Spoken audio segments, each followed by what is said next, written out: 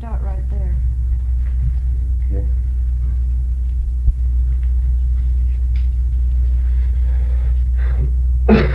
Pardon me. Okay, it's doing fine now. Now, like you say, well, rather like I said, talking about you being born in Dinosaur. That is where, yes, my birthplace was Dyess, Arkansas, but I find that over the past few years, especially the last 2 or 3 or 4, I'm there continually, trying to, I believe, consciously and subconsciously, to mature as a thinker, as an entertainer, as a songwriter and a singer. I know whether or not it's commercial or sells records, I've developed a better range in voice. I sing lower and higher if I sing. I don't know. As well as which you sell records. As well as which you sell records. Well, we've sold enough to pay for the sessions. So far. Let's see. What in the world are those two irons ringing I don't there? know. I came in here and I saw those things and I said, my God, somebody's been hanging by their thumbs. I don't know. It looks like it was set up for someone to hang themselves. This might be one of those beds that raises up and hangs from the ceiling, you know, ties up there. I don't know. Or it could be a hook for bats to hang on to if they fly in here. And I wouldn't doubt it. No, it's pretty nice place. Travel Lodge. You ask me, I'll try to tell you if I can. If I want to. You once made a remark to me about if people down in line bars were to get up and go home and work on their own careers rather than sit down there and talk about you, they'd be a whole lot better off. Would you like to elaborate on that? Well, yes, what I said was there are those with such little ambition in this business, or on the fringes of this business, who sit for hours at a place like Line Balls and figure out the careers and the lives and the talents or lack of talent of everybody in the business that is successful in any measure, and say what is wrong with them and what they should do and shouldn't do, and they turn around and borrow a quarter from somebody to pay for their coffee. And I think they would do a whole lot better for themselves if they would be out working at what they sound like they're believing in, rather than putting somebody else down because they're really not accomplishing anything. And I didn't say that because it was bugging me, because I couldn't care less, really. I'm glad they're calling my name. It's a pretty easy name to pronounce, and I understand it's been called quite often around. Yeah, it registers too. Well, good. I'm glad to hear that. I claim to be nothing but me, whatever that is, whatever it's worth. Seems to be worth pretty much. Buck Owens has the same kind of theory. Is he? About being Well, that's a good theory. just plain old. If you're serious about it, and I meant it when I said it, I haven't thought about it since, you know. I've seen the rot, the bad publicity, the horrible pictures about me in the papers within the last couple of months, and I don't even read what it says, you know, because I know exactly what the papers want to do. They want to make it something sensational, sell papers, and tear down an image or an image that they think has been built up by people who were fools, and they want to prove that they're heroes by tearing down this image and exposing this person to these people. I am guilty of as many sins as the average person, but I don't say that I'm guilty of any more than the average person. I may have a few different ones than the average one, but no more. Matter of fact, I've probably got quite a variety of them.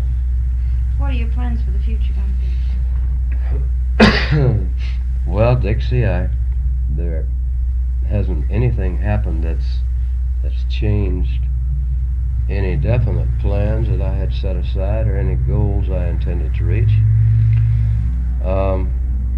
There wasn't even a setback. No, in fact, you're playing to bigger and larger crowds than ever, right? Well, it's proven true in most places, yes. And I found that Frank Sinatra was right when he said that a performer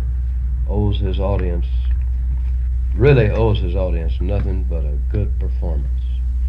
And I'm going to strive harder and harder to give them a good performance, and in addition to that, to give them as much of my time and consideration as possible. But I'll always feel that I only owe a good performance, and that is what they pay their money to see. My plans are a tour of the Northwest in January, a tour of Michigan, North Central states in February. In March, I take the first country show to O'Keefe Center in Toronto for a 3-day stand. I think they're building it as a Johnny Cash concert or something like that. I have June Carter, the Statler Brothers, the Tennessee Three, and myself, and we'll have another act at it. And it will be presented as prestigious, if that's the word, as any show that is played there. Are you going to remain in California, or do you have any plans to move to town? I have no definite plans right now to move to Nashville. I have a lot of things going here in Nashville. I have the publishing company, investments, quite a few interests here. But I don't know. I have property in California. My mother and daddy live there. I have a trailer park, 28 acres of land with apple orchards and Rattlesnakes? pastures, rattlesnakes, tarantulas, stinging worms. Stinging worms? Stinging worms and a panther. What are stinging worms? What are stinging worms? That's you don't know what a stinging worm is? No, I really don't. A stinging worm in northeast Arkansas, in the cotton fields, was a green worm they grew about 2 or 3 inches long, and they had 1,000 real sharp barbs on them. And you touch one of them, it's burned like fire. They stick these stingers in you, and it'd make a heck of a sore. And you have those in California? No. No, I don't have any stinging worms. I have tarantulas and a panther in the canyon behind my house. There is a panther? Mm-hmm. Have you been out after it? One time I went out after it. I've heard it scream 3 times right behind my house in the canyon. Once it was about midnight. I was closing up the house, and I stepped out the back door, and just as I did, this panther screamed. And I jumped back into the house to where my guns were to get my .243 Winchester to try to kill it. And I was so excited and running so fast, I fell and broke my toe and knocked the table over and broke a lamp and the pictures on it and everything, and just made the room a whole mess, and I never did reach the gun. And my toe was hurting so bad that I forgot about the panther. But it wasn't bothering anybody. I had some chickens, and I guess the panther was coming after the chickens. Yeah. What about family, John? You have 4 little girls, is it? Mm-hmm. I have 4 daughters. Their names? Tara's the youngest. She's 4. Cindy is 7. Kathy is 9. Roseanne's 10. Are any of them musically inclined? Kathy, the 9-year-old, has got a beautiful voice, yes.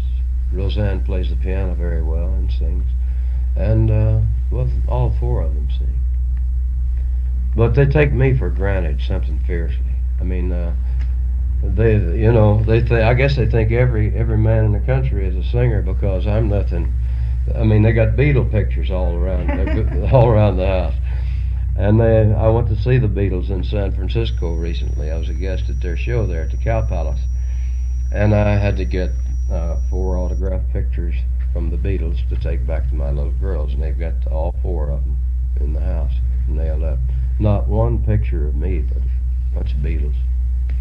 And books on the Rolling Stones and the Kinks and all of these. I met the pretty. You went to the Beatles show. Well, it wasn't too long ago in San Francisco. I was invited to be their guest at the Cow Palace, and went through about 9 gates getting to their trailer, which was their dressing room. And every gate I'd get to, they'd stop me. You can't go through here. And I'd tell them, Johnny Cash, I'm supposed to be a guest tonight. Well, they'd call down to the Beatles trailer. Their manager would say, let him on through. This happened 9 times. I got in, and they were real nice to me, and they said that they had a complete collection of my records and were going to record some of my songs. I don't know which ones, they didn't say. But they were very mature thinking and talking guys. Their hair was combed neat, just like any man. Just before they went on stage, they took a brush and combed it right straight down all the way around, you know. They have to. They have to live up to that image, which has proven to be a great image. Yeah. And I must say, they did a powerful show. They were magnetic. The audience was spellbound, and then it was hysterical. Then it was spellbound, then it was hysterical. They are terrific entertainers and great guys. Which was, let me see, he was cutting his stomach on a Saturday. On the 6th day after that was Sunday. The doctor sent for all of us. We were all at church on Sunday morning. Sent for us, said Jack is breathing his last breaths. Said, if you want to see him live, come on down. We went down, and my mother asked the doctor, said, can't you do anything else? And the doctor said, I've done all that present-day medical knowledge can do for him. Said it is impossible for humans to do anything else for him. It is impossible for him to live another hour. He was older than you were? 2 years. And my mother said, but there's a greater physician than you, Dr. Hollingsworth. And he said, you're right. He said, and for the first time in my whole career of 30 years, he says, I'm going to lock myself in my office and pray. My brother rallied in about 30 minutes. He ate a good supper that night, talked to us, told us all about how he felt about the life that my older brother was living, that my daddy had been living, and that how we should live to be good people. He lived that night, and the next day, then the next morning, about 1 a.m., he called the doctor, and he called my mother, and he said, my time has come. He was talking like a 30-year-old man. Said, my time has come, I got to go. And my mama started crying and screaming, carrying on, and all of us kids, all 6 or 7 of us, came around the bed. And he started fading, and from 1 a.m. to 6:42 a.m., I'll never forget the time, he was talking, he had visions. And if ever a boy was godly, he was. I mean, he had tried in every way to perfect himself as a human. And he as he was dying, he told my mother, he said, I hate to leave you, he says, but you should not grieve for me. He said, because it's such a beautiful place. And he closed that and he said, can't you see it? I wish you could see it. And she'd hold his hand and scream and shake him and ask him to open his eyes, and he'd say, Mama, I can't do it. I can't open my eyes because I want to see it. And he described scenes that no book or no speaker on earth has ever described. And as his last words were, oh, it's so beautiful, and tears were streaming down his face, and he died. And I don't say that he went to paradise immediately, that he went to heaven. That's for everybody has their own belief, but I can have mine in my own mind. But it had really had a profound effect on all our lives. I matured a great deal then. I was born the first time then, you know. I started to being born. I remember not long after that I wrote my first poems and first songs. And as I grew older, another year or so, I started singing. I was not a good singer, and I was a tenor. I had probably the highest voice you have ever heard. I was Sullivan's part. I was singing along with Iron Charlie on the radio, singing Iron's part. And I've told Iron Charlie this. And are singing Bill Monroe songs, singing them just like him. And a little bit of everything. And writing constantly. I still have those poems and songs that I wrote from the time I was 12 years old. I went to a music teacher when I was 17, when I was a junior in high school. It just rolled. Testing, 1, 2, 3, 4, testing. Testing, 1, 2, 3, 4, there you go. I hope that other tape took. We never It did did. any of it back. It did. I had a request from the people who were running the Israeli Folk Festival in Israel for me to appear in April. And I don't know why, but except for the fact that Ring of Fire was one of the best sellers in Israel. And if I go, I'm going to spend a week in the Holy Land, tracing the paths of Christ, seeing all the places, getting the inside information such as might exist, and seeing it for myself, and come up with the dialogue and the songs for an album called The Holy Land. That'll be fine. And I'm going to have the cover picture taken over there, plus a little booklet of pictures on the inside describing the places that the songs are about. Well, like you did on the True West.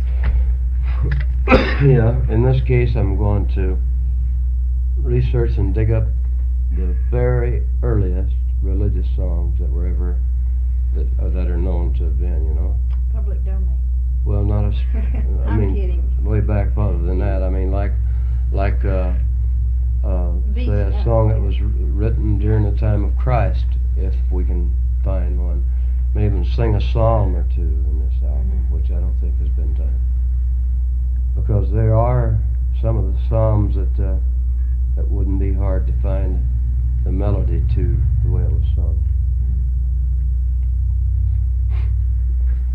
I want to say this about country music. Now, I'm a country boy. I've always been a country music fan. And mainly, I've recorded songs which are country songs.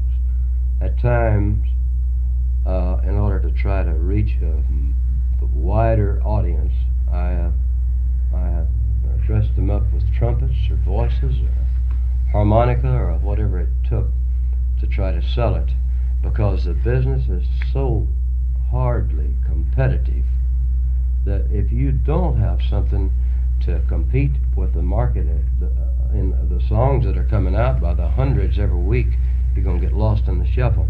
So why shouldn't country music be presented in such a way as to be right there in the competition? And this is the way I believe. Now, I do weigh out things like the Ballads of the True West, where I go into weeks of research and dig up facts and record songs that are, well, some of them came from England, the tunes did, but they were adopted by the American cowboy, like Streets of Laredo. The melody was a British melody. Yeah. We won't go into what it is. I read your line in that. So. You did. Well, I intend to try to improve and even do more of this in the future. I'd like to try to hold what country fans I have, because they're great fans, they're faithful fans. They buy the records if they're not neglected, you know. I realize that they want to hear the sound of Johnny Cash. A lot of times they want to hear Luther's ching, ching, you know. And so on just about every record on one side we'll have that sound, we'll try to, but on the other side I'm going to try to compete with everything else that's going. And I have no intentions of letting up for 1 minute, and I have no intention of ever settling for second best. Not that my talents are all that great, but that but the songs are there, and why not try to present them to the guy that lives on Fifth Avenue as well as the guy that lives in Atlanta. At the same time, you will still be taking care of your country fans. I certainly hope so, because I love them. I really do. Now, that is not fan club talk. I mean it, because they have been good to me. They have attended my shows regularly. Some of them, like I played places 15 times.